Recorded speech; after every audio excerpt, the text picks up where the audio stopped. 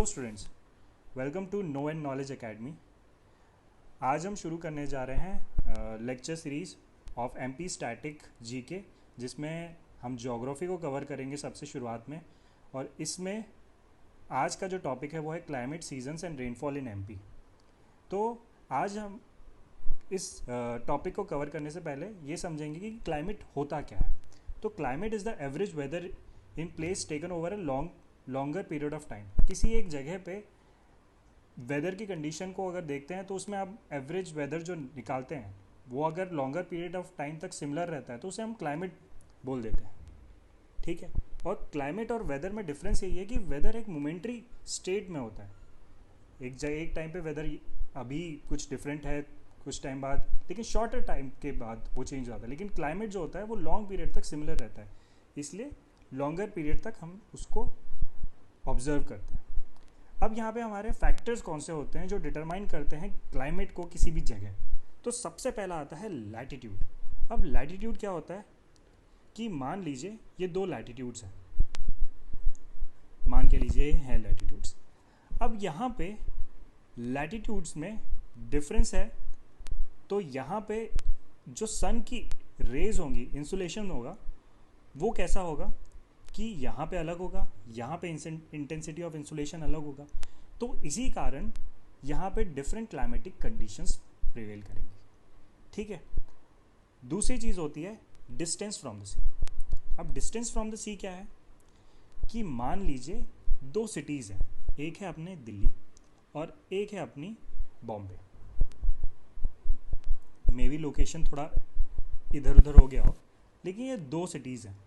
अब यहाँ पे ये देखिए कि ये जो बॉम्बे है ये सी के बहुत पास में है, और वहीं ये जो है दिल्ली वो सी से बहुत दूर है। जो बॉम्बे की कंडीशंस होंगी, क्लाइमेटिक कंडीशंस, वो सी ब्रीजेस के कारण, ह्यूमिडिटी के कारण, जो सी के इफेक्ट की वजह से हो रही है, वो अलग होंगी दिल्ली की क्लाइमेटिक कंडीशन से। ठीक है। अब तीसरी चीज़ होती है एल्टीट्यूड। एल्टीट्यूड यानी कि किसी भी जगह, आप मान लीजिए ये ग्रेट हिमालयाज़ है, तो वहाँ पे आपको एल्टीट्यूड में डिफरेंस पे आपको डिफरेंट क्लाइमेटिक कंडीशंस मिलती है। जैसे वहाँ ग्रेट हिमालयाज़ हैं ऊपर और यहाँ पे वेस्टर्न घाट्स हैं, डिफरेंट क्लाइमेटिक कंडीशंस होंगी एल्टीट्यूड के डिफरेंस के कारण। ठीक है। अब रिलीफ फीचर्स, अलग अलग रिलीफ फीचर्स पे भी डिफरेंट क्लाइमेटिक कंडीशंस प्रिवेल करेंगी। Distribution of land and water. अब आपने एक कॉन्सेप्ट पढ़ा होगा कि जो वाटर की स्पेसिफिक हीट होती है वो लैंड से ज़्यादा होती है। इसका मतलब क्या होता है कि जो पानी है उसको ज़्यादा टाइम लगता है हीट होने में और ज़्यादा टाइम लगता है कोल्ड होने में एज़ कंपेयर टू लैंड। तो यहाँ आप ये देख सकते हैं। ठीक है। तो इसी कारण जो इफेक्ट ऑफ लैंड डिस्ट्रीब्यूशन और वाटर डिस्ट्रीब्यूशन के कारण क्लाइमेटिक कंडीशन डिफरेंट होती हैं। अब यहाँ पे बात कर लेते हैं मध्य प्रदेश को कैसे रीजन्स को डिवाइड किया है क्लाइमेटिक कंडीशंस पे। तो आप देखते हैं कि ये 4 डिविजन्स किए गए हैं। सबसे पहले नॉर्दर्न प्लेन्स, सेकेंड है विंध्या हिली रीजन, और तीसरा है मालवा प्लेट्यू, और चौथा है नर्मदा वैली। अब एक एक करके हम इन्हें पढ़ते हैं। सबसे पहले आता है नॉर्दर्न प्लेन्स। नॉर्दर्न प्लेन्स कौन सा एरिया होता है, ये एक सबसे पहले प्रश्न आना चाहिए। तो नॉर्दर्न प्लेन में 3 बेसिकली फिजियोग्राफिक डिविजन्स आते हैं। कौन कौन से? एक आता है Bundelkhand, just change my pen. पहला एक आता है बुंदेलखंड। दूसरा जो ग्रीन कलर में आपको दिख रहा है ये होता है रीवा पन्ना प्लेट्यू, और ये जो ब्लू कलर में दिख रहा है ये वाला पोर्शन भी है। तो ये जो आता है सेंट्रल इंडिया प्लेटू, ये नॉर्दर्न साइड है, इसकी लोकेशन भी नॉर्दर्न साइड है एमपी के। तो यहाँ पे जो कंडीशंस होती हैं वो एक्सट्रीम क्लाइमेटिक कंडीशंस होती हैं। एक्सट्रीम क्लाइमेटिक कंडीशन से मतलब है कि यहाँ पे जो ठंड पड़ती है वो भी ज़्यादा पड़ती है, और यहाँ पे जो समर्स होती हैं वो भी एक्सट्रीम में होती हैं। ठीक है। ये क्यों होती हैं? बिकॉज यहाँ पे कोई मॉडरेटिंग इफेक्ट नहीं है, यहाँ पे कोई एक मॉडरेटिंग इफेक्ट नहीं है। जो कि एक सी से होता है। सी के कारण जो मॉडरेटिंग इफेक्ट होता है वो यहाँ पे अब्सेंस है, इसी कारण एक्सट्रीम कंडीशन प्रिवेल करती हैं। अब आगे चलते हैं, Vindhya hilly region. Vindhya hilly region, सबसे पहले तो अपन को ये डिफाइन करना ज़रूरी है कि विंध्या हिली रीजन्स क्या है। विंध्या हिली रीजन्स क्या हैं? तो विंध्या रेंजेस जो होती हैं वो जनरली एक कॉम्प्लेक्स और discontinuous chain of mountain ridges है। ठीक है, discontinuous range of mountain ridges है। ठीक है, तो यहाँ पे जनरली आप हिल स्टेशंस भी देख सकते हैं, जो कि पचमढ़ी और अमरकंटक है। ठीक है, पचमढ़ी और अमरकंटक। अमरकंटक जहाँ से नर्मदा नदी का उद्गम स्थल है। ठीक है, और पचमढ़ी एक हिल स्टेशन भी है। तो यहाँ पे जो बेसिक क्लाइमेटिक कंडीशंस हैं वो बैलेंस क्लाइमेट है। बैलेंस क्लाइमेट से मतलब क्या है कि यहाँ पे ना ही एक्सट्रीम समर्स और ना ही एक्सट्रीम विंटर्स देखी जाती हैं। हाँ, पचमढ़ी में विंटर्स के समय में टेम्परेचर बहुत कम हो जाता है, लेकिन उसका एक कारण उसकी स्ट्रैटेजिक लोकेशन भी है। उसकी लोकेशन एल्टीट्यूड वाइज डिफरेंस करती है, और आपने ये चीज़ अभी पढ़ी है कि एल्टीट्यूड कैसे एक फैक्टर बनता है क्लाइमेट चेंज का, क्लाइमेट डिफरेंस का। ठीक है, वो डिटरमाइन करती है। अब यहाँ पे पचमढ़ी का यहाँ पे एक मैप देख सकते हैं, और यहाँ पे पचमढ़ी एक टूरिस्ट स्पॉट भी है, क्योंकि स्मूथिंग क्लाइमेट के कारण ये एक टूरिस्ट डेस्टिनेशन भी है। और वहीं आप धूपगढ़ देखिए, जो हाईएस्ट पीक है सतपुड़ा में, और महादेव केव्स और बी फॉल जैसी कई और वहाँ पे टूरिस्ट स्पॉट्स हैं। अब चलते हैं मालवा प्लेट्यू, जो एक और डिवीज़न है, क्लाइमेटिक डिवीज़न है। तो मालवा प्लेट्यू में कैसा क्लाइमेट डिफरेंस है? तो मालवा प्लेट्यू में इवन टाइप ऑफ क्लाइमेट है। इवन टाइप ऑफ क्लाइमेट में क्या मतलब है कि जो गर्मियाँ होती हैं उसमें स्लाइटली हॉट रहता है, और ठंडियों के समय मॉडरेटली कोल्ड क्लाइमेट रहता है। ठीक है, जैसे कि आप देख सकते हो। और ये मालवा रीजन, ये वाला मालवा प्लेट्यू। ठीक है, अब नर्मदा वैली की बात करते हैं। तो नर्मदा वैली में यहाँ पे डिफरेंस क्लाइमेट में ये है कि एक्सट्रीम हॉट होता है समर्स में, और विंटर्स में ये मॉडरेटली कोल्ड होता है, और यहाँ पे typically monsoon type of climate prevail करता है, जो ये नर्मदा वैली है। ठीक है, अब बात करते हैं सीजन्स की। तो मध्य प्रदेश 3 मेन सीजन्स में डिवाइडेड है, जैसे कि और अदर स्टेट्स हैं। ठीक है, और वो भी ड्यूरेशन डिफरेंस के कारण। समर सीज़न जो है मार्च से जून में रहता है, rainy season June to October, और winter season October to March. Summer seasons में क्या होता है कि समर सीज़न कब से कब तक रहता है कि वो मिडिल ऑफ मार्च में शुरू होता है, और एंड ऑफ जुलाई, जब तक कि मॉनसून का आउटब्रेक नहीं होता है। मॉनसून का आउटब्रेक नहीं होता है तब तक वो समर सीज़न मध्य प्रदेश में रहता है। और समर सीज़न में जो टेम्परेचर है वो कई जगहों पे 45 डिग्री सेल्सियस तक पहुंच जाता है। ठीक है, और सदर्न पार्ट्स में इंसुलेशन, यानी कि जो सूरज की किरणें हैं वो बहुत ज़्यादा हिट करती हैं, क्योंकि वो ट्रॉपिक ऑफ कैंसर के नीचे रहता है। अब ट्रॉपिक ऑफ कैंसर एक लाइन है जो कि जहाँ पे सूरज की किरणें पड़ती हैं, और उससे नीचे वाले, जब नॉर्थवर्ड शिफ्ट ऑफ सन होता है, जब गर्मियाँ आती है, मार्च आता है, तो नॉर्थवर्ड शिफ्ट ऑफ सन यानी कि ITCZ का शिफ्टमेंट होता है, और इंडिया पे लो प्रेशर क्रिएट होता है। जब इंडिया पे लो प्रेशर क्रिएट होता है तो साउथ वेस्ट मानसून की हवाएं चलती हैं, और ये सारी रीज़न है। लेकिन मैं ये बोल रहा हूँ कि यहाँ पे जो ये कंडीशंस हैं बेसिकली ज़्यादा हीट अप होने के कारण यहाँ पे टेम्परेचर राइज करता है, जो साउथ ऑफ मध्य प्रदेश है।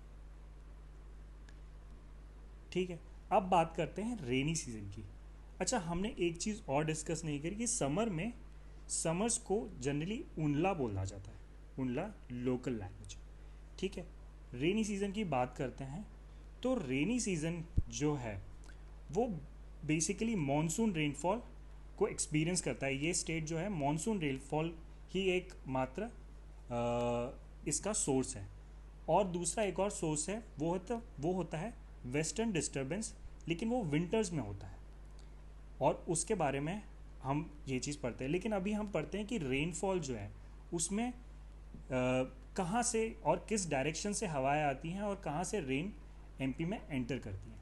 तो सबसे पहली चीज़ कि जो साउथ वेस्ट मानसून है वो हमारा आता है इस डायरेक्शन से इंडिया में, गुजरात रीजन से, क्योंकि यहाँ पे हमारे वेस्टर्न घाट्स हैं और कहीं कहीं जगह से वो एंटर करता है। और दूसरा एक और उसका पाथ जो होता है वो होता है अपना बे ऑफ बंगाल से। बे ऑफ बंगाल में यहाँ पे हैं माउंटेन रेंजेस, यहाँ पे हैं ग्रेट हिमालयाज़, यहाँ पे अराकॉन हिमालयाज़ रेंज है और वो एक इस डायरेक्शन में जाता है जो कि वेस्ट डायरेक्शन है, वेस्ट डायरेक्शन में, और उसकी एक और नॉर्थ एक और जो डिफ्रेंसिएशन होके एक वेव जो जाती है वो अपनी विंड्स जो आती हैं वो अपनी नॉर्थ ईस्टर्न तरफ जाती है। और ये जो बे ऑफ बंगाल से ये basically east side of MP में रेनफॉल कराती है, ठीक है। और ये इसलिए ईस्ट तरफ ज़्यादा रेनफॉल होती है और यहाँ पे कम होती है, वेस्ट तरफ कम होती है, because of Bay of Bengal से जो एक विंड ब्लो हो रही है, जो आ रही है, उसके कारण जो मॉइस्चर अपने साथ लेके आ रही है, ठीक है। अब वेस्ट और नॉर्थ वेस्ट जगहों पे, नॉर्थ वेस्ट लोकेशंस पे बेसिकली रेनफॉल कम रहती है, इंटेंसिटी ऑफ रेनफॉल कम रहती है, ठीक है। अब ड्यूरेशन ऑफ रेनफॉल भी वैरी करता है, ठीक है। इन वेस्टर्न पार्ट, जो कि वेस्टर्न पार्ट है, ड्यूरिंग विंटर्स यहाँ पे भी रेंज होती हैं, यहाँ पे भी रेंज होती हैं ड्यूरिंग विंटर, जिसकी मैं अभी बात कर रहा था। वो क्यों होती है? उसका एक कारण है वेस्टर्न डिस्टर्बेंस, जिसको बोलते हैं वेस्टर्न डिस्टर्बेंस। अब वेस्टर्न डिस्टर्बेंस होता क्या है? नाम से ये पता चलता है कि वेस्टर्न और डिस्टर्बेंस, वेस्टर्न यानी कि ये वेस्ट की तरफ से आता है, ठीक है, और एमपी में वेस्ट, इंडिया में भी वेस्ट की तरफ हिट करता है, ठीक है। अब यहाँ पे एक वर्ल्ड मैप में इसको समझने की कोशिश करते हैं कि ये क्या हो रहा है। सबसे पहले तो जब विंटर्स आती हैं, विंटर्स का मतलब है कि जो ITCZ है, इंटर ट्रॉपिकल कन्वर्जेंस जोन जो है, वो उसका साउथवर्ड शिफ्टमेंट हो जाता है, वो साउथ की तरफ शिफ्ट हो जाती है। उसकी वजह से क्या होता है कि जो सब ट्रॉपिकल रीजन है वो यूरोपियन मेडिटेरेनियन सी से लेके वो इंडियन सब कॉन्टिनेंट तक आ जाता है, सब ट्रॉपिकल जोन। अब कंडीशन ये होती है कि मेडिटेरेनियन सी में हाई प्रेशर क्रिएट होता है और इंडिया में लो प्रेशर होता है, एज इन मैं low pressure in comparison to Mediterranean sea बोल रहा हूँ। तो उसकी वजह से क्या होता है, जो अपर जेट स्ट्रीम्स हैं वो इंडिया में एंटर करती हैं, और वो एंटर इसलिए करती हैं क्योंकि यहाँ पे माउंटेन रेंजेस के कारण, यहाँ पे माउंटेन रेंजेस के कारण वो फर्दर नहीं जा पाती हैं, तो वो इंडिया में सबडक्ट होती हैं। तो ये हमें डिस्टर्बेंस क्रिएट करती है, इंडिया में डिस्टर्बेंस क्रिएट करती है। विंटर सीजन्स में कई जगहों पे देखा जाता है कि क्रॉप डैमेज होता है, अनयूजुअल रेन्स होती है, एवलांचेस आते हैं, इसीलिए इसका नाम डिस्टर्बेंस, वेस्टर्न डिस्टर्बेंस रखा गया, ठीक है।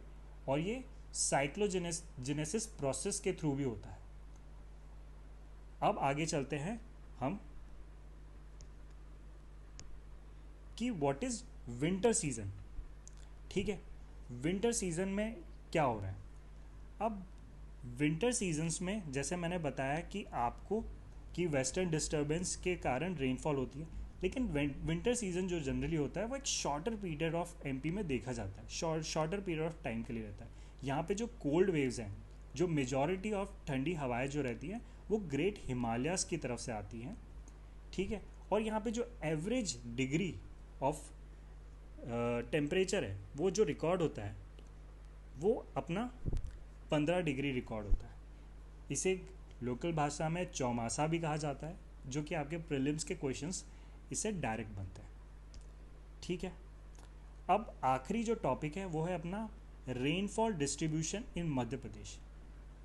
मैंने आपको ये चीज़ बताया कि रेनफॉल जो है एमपी में वो दो कारणों से आती है, लेकिन उसका दो जगहों से आती है, दो डायरेक्शन से आती हैं, लेकिन उसका जो ओरिजिन है वो सिर्फ और सिर्फ साउथ वेस्ट मानसून विंड्स के कारण ही होता है। जो यहाँ पे रेनफॉल होती है उसका सबसे बड़ा सोर्स जो है वो साउथ वेस्ट मानसून विंड्स ही हैं। ठीक है, जो कि वेस्ट कोस्ट ऑफ इंडिया में अपना ओरिजिन होती है। तो ये जनरली जो मिड जून रहता है, जो मिड जून रहता है तब ये स्टार्ट होती है। ठीक है, यहाँ पे क्या होता है कि जो वेस्टर्न पार्ट रहता है, ठीक है, वेस्टर्न पार्ट में Arabian C branch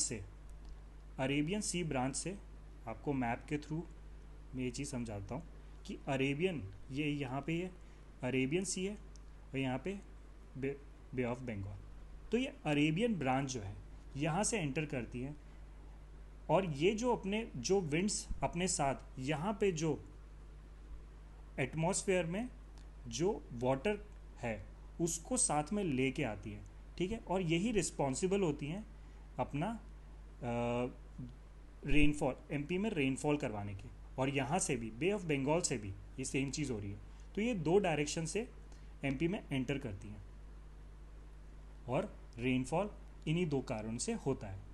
towards the end of the September the monsoon start retreating itself and till October the rain become very less and at times result in slight increase in temperature before the winter begins। तो जब ये जा रहा होता है तो temperature एक हल्का सा इन्हांस होता है। ठीक है, sometime rains also occur in month of December and January due to cyclones. जैसा कि मैंने आपको बताया था कि वो एक डिस्टर्बेंस के कारण भी होती है। ठीक है, north western part of the state receives relatively less rainfall. जो नॉर्थ वेस्टर्न पार्ट है, ये वाला जो पार्ट है वो बेसिकली लेस रेनफॉल रिसीव करता है। ठीक है, अब यहाँ पे एक चीज़ और है कि जो भिंड है, ठीक है, भिंड डिस्ट्रिक्ट जो है वहाँ पे सबसे लोएस्ट रेनफॉल रिकॉर्ड होती है। भिंड अपना north west direction, north west तरफ ही है, वहाँ पे लोएस्ट रेनफॉल रिकॉर्ड होती है। और जितनी भी रेनफॉल रिकॉर्ड होती है वो मैक्सिमम आपका विंटर्स में ही रिकॉर्ड होती है, जो कि वेस्टर्न डिस्टर्बेंस के कारण आती है। ऐसे ही ग्वालियर में, जो यहाँ पे जितने भी डिस्ट्रिक्ट्स हैं नॉर्थ वेस्ट में, और यहाँ पे इस एरिया में पर्टिकुलरली जो रेनफॉल वेरी होती है वो 50 to 75 सेंटीमीटर वेरी होती है। ठीक है, और इनमें जनरली क्या होता है कि अगर अरेबियन सी से जो ब्रांच जो विंड की आ भी रही है उसमें ह्यूमिडिटी बहुत कम रहती है। ह्यूमिडिटी यानी लैक ऑफ मॉइस्चर कम रहता है, तो इस वजह से यहाँ पे लेस रेनफॉल रिसीव्ड होती है। ठीक है, अब जो एरियाज़ हैं जहाँ पे रेनफॉल जो है वो एवरेज से ज़्यादा होती है वो होते हैं बैतूल, छिंदवाड़ा, नरसिंहपुर, सिवनी। ये जो हैं साउथ वाले, ये कुछ डिस्ट्रिक्ट्स हैं बैतूल, छिंदवाड़ा, नरसिंहपुर, यहाँ पे रेनफॉल ज़्यादा रिसीव होती है, वो भी अराउंड 120 सेंटीमीटर के आसपास। ठीक है, और रेनफॉल वेरीज जो करती है वो 120 सेंटीमीटर टू 150 करती है। और एमपी का जो एवरेज रेनफॉल है वो 112 सेंटीमीटर है। ठीक है, यहाँ पे एमपी में पचमढ़ी है जहाँ पे highest rainfall approximately 200 centimetre receive होती है। और यहाँ पे अगर बात करें वेस्ट और ईस्ट की, वेस्ट पार्ट और ईस्ट पार्ट की, तो यहाँ पे देखा जाता है कि west part relatively less rainfall receive करता है, जो कि लेस देन 75 सेंटीमीटर होती है। और जो ईस्ट पार्ट है, because of Bay of Bengal से आने वाली जो विंड्स है उसके कारण वो greater than 75 centimetre rain receive करता है। तो आज हमने क्लाइमेट सीज़न और रेनफॉल एमपी के पढ़े हैं, और हम नेक्स्ट में हम सॉइल और फर्दर टॉपिक्स के बारे में एमपी के डिस्कस करेंगे। तो आज का सेशन यहीं एंड होता है। Thank you for watching and please subscribe to our YouTube channel and press the bell icon for the further notification. Thank you so much.